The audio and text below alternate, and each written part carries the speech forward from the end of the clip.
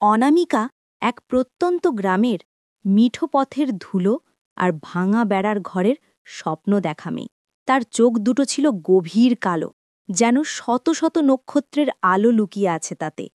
বাবা ছিলেন একজন দিনমজুর, রোগা শরীর নিয়ে দিনভর হাড় ভাঙা খাটুনি খেটেও দুবেলা পেট ভরা খাবার জোটানো কঠিন ছিল। মায়ের একমাত্র সম্বল ছিল সুই সুতো, পাড়ার 10টা বাড়ির সেলাইয়ের কাজ করে কোনো মতে সংসারের চাকাটা সচল রাখতেন। অনামিকার ছিল এক অদম্য আকাঙ্ক্ষা, সে এই দারিদ্র্যের শিকল ভেঙে বেরিয়ে আসবে, নিজের আর পরিবারের জন্য এক উজ্জ্বল ভবিষ্যৎ তৈরি করবে।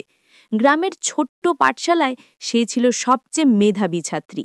বইয়ের পাতায় মুখ গুজে থাকতে তার ক্লান্তি ছিল না। কলেজে ভর্তি হওয়ার পর অনামিকার জীবনে নতুন মোড় আসে।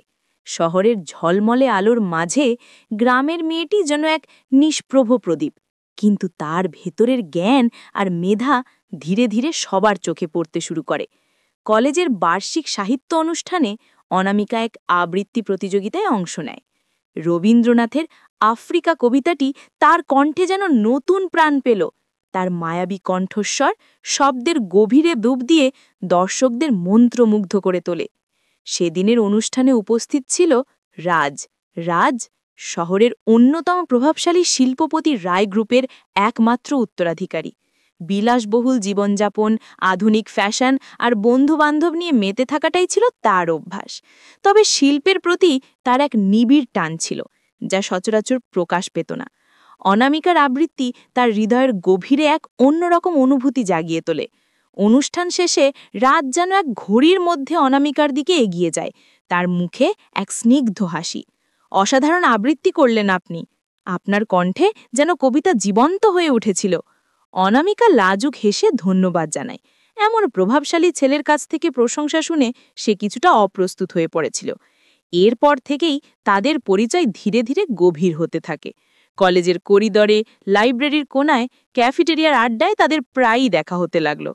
রাজ অনামিকার জ্ঞানের পরিধি, তার সরলতা আর জীবনের প্রতি তার কঠোর সংগ্রাম দেখে মুগ্ধ হয়।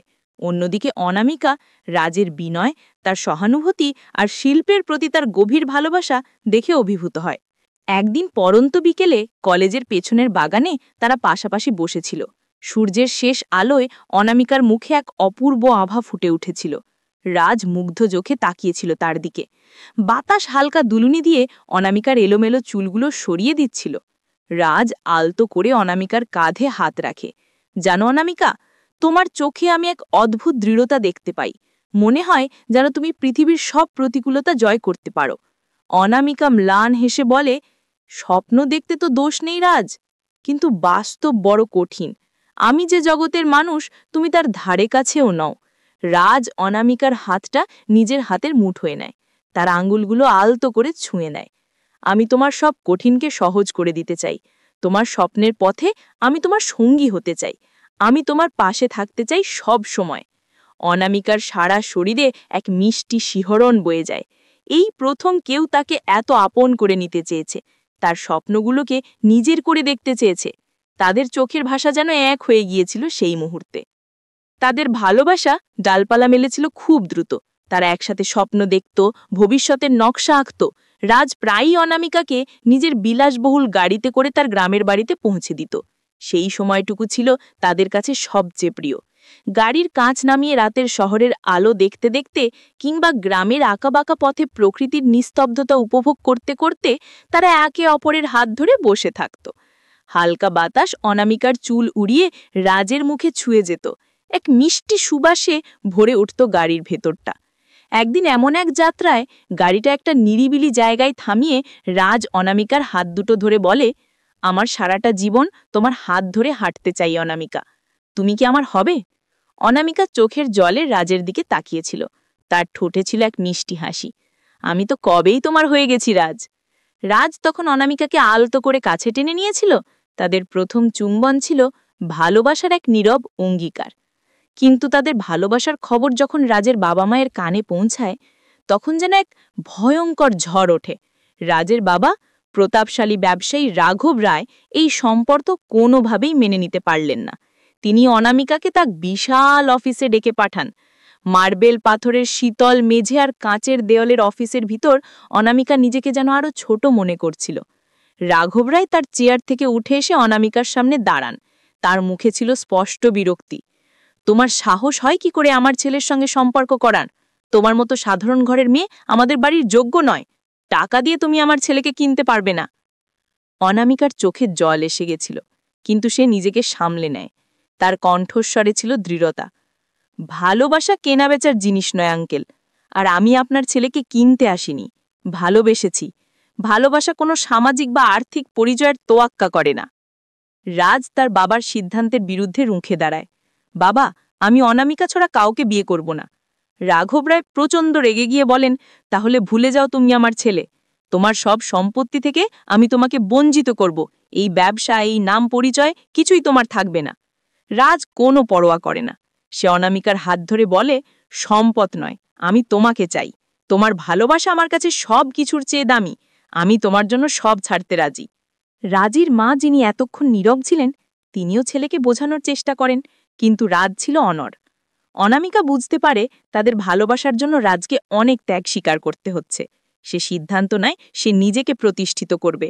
সে রাজের ভালোবাসার যোগ্য হতে চায়, কারো দয়ার পাত্র হয়ে নয়। নিজের যোগ্যতা দিয়ে সে প্রমাণ করতে চায় যে ভালোবাসা সত্যিই সব বাধা পেরিয়ে যেতে পারে। অনামিকা দিনরাত এক করে পড়াশোনা শুরু করে। তার মেধা আর অধ্যবসায় দেখে শিক্ষকরাও মুগ্ধ হন। সে স্কলারশিপ নিয়ে বিদেশের এক নামকরা বিশ্ববিদ্যালয়ে স্থাপত্যবিদ্যা নিয়ে উচ্চশিক্ষার সুযোগ পায়। যাওয়ার আগে রাজ আর অনামিকা শেষবারের মতো দেখা করে। বিমানবন্দরের ভিড়ে শত শত মানুষের আনাগোনার মাঝেও তাদের ভালোবাসা ছিল অবিচল। রাজ অনামিকার হাত ধরে বলেছিল, যত দূরেই থাকো, আমার মন সবসময় তোমার কাছেই থাকবে। ফিরে এসো অনামিকা, আমি তোমার অপেক্ষায় থাকব। অনামিকা চোখের জল মুছে রাজের বুকে মাথা রেখেছিল। তার কণ্ঠস্বর ছিল আবেগের ঊর্ধ্ব। আমি ফিরব রাজ, তোমার জন্য ফিরব। আর যখন ফিরব, তখন আমি তোমার পাশে সমানভাবে দাঁড়ানোর মতো যোগ্য হব। দীর্ঘ 5 বছর পর অনামিকা দেশে ফেরে। ততদিনে সে একজন সফল স্থপতি। তার ডিজাইন করা আধুনিক ও পরিবেশ বান্ধব ইমারতগুলো দেশের স্থাপত্য জগতে এক নতুন দিগন্ত উন্মোচন করেছে। তার নাম এখন সবার মুখে মুখে। দেশের অন্যতম সেরা স্থপতি হিসেবে সে পরিচিত। দেশের বিভিন্ন প্রান্তে তার কাজের প্রশংসা হয়। একদিন একটা নতুন আবাসন প্রকল্পের উদ্বোধনে অনামিকা প্রধান অতিথি হিসেবে আমন্ত্রিত হয়। অনুষ্ঠান স্থলে পৌঁছে সে রাজকে দেখতে পায়। রাজও ততদিনে তার বাবার ব্যবসা নিজের হাতে নিয়ে রায় গ্রুপকে আন্তর্জাতিক পর্যায়ে নিয়ে গেছে। দুজন একে অপরের দিকে তাকিয়ে স্মিত হাসে। তাদের চোখ যেন কথা বলে ওঠে। পুরনো দিনের স্মৃতি, ভালোবাসার গভীরতা আর ধৈর্যের জয় যেন তাদের চোখে স্পষ্ট। অনুষ্ঠান শেষে রাজ অনামিকার কাছে আসে। তার চোখে ছিল এক ভিন্ন দ্রুতি, এক গভীর গর্ব। আমি জানতাম তুমি ফিরবে, আমি জানতাম তুমি নিজেকে প্রমাণ করবে, আমার বিশ্বাস ছিল। অনামিকা আবেগে রাজকে জড়িয়ে ধরে। আমি তোমার ভালোবাসার জন্যই এতদূর আসতে পেরেছি রাজ, তোমার বিশ্বাস আমাকে শক্তি জুগিয়েছে। এই সময় রাঘব রায় নিজে অনামিকার কাছে এসে দাঁড়ান। তার মুখে ছিল অনুশোচনার ছাপ। তিনি অনামিকার দিকে হাত বাড়িয়ে দেন। আমাকে ক্ষমা করো মা, আমি তোমার মূল্য বুঝতে পারিনি। তুমি শুধু আমার ছেলের যোগ্য নও, তুমি এই দেশের গর্ব। অবশেষে রাজ আর অনামিকার বিয়ে হয়। এক বর্ণাঢ্য আয়োজনে তাদের মিলন হয়, যেখানে শুধু দুটি মনের নয়, দুটি ভিন্ন জগতেরও মিলন হয়। তাদের রূপকথার মতো প্রেম কাহিনী সমাজের বুকে এক নতুন দৃষ্টান্ত স্থাপন করে।